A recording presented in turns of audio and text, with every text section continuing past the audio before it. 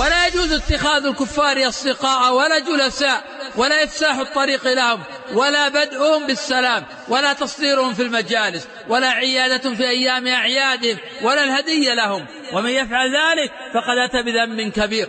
وواجب المسلمين الاعتزاز بدينهم والحذر من مجالسة الكفار والتشبه بهم، فإن المشابهة في الظاهر تورث المودة في الباطن. وقد ذكر ابن القيم رحمه الله تعالى بأن تهنئة الكفار بشعائر الكفر المختصة بهم حرام بالاتفاق، مثل أن يهنئهم بأعيادهم وصومهم فيقول عيد مبارك عليك أو تهنأوا بهذا العيد ونحوه، فهذا إن سلم قائل من الكفر فهذا من المحرمات، وهو بمنزلة أن يهنئه بسجوده للصليب، فذلك أعظم إثما عند الله.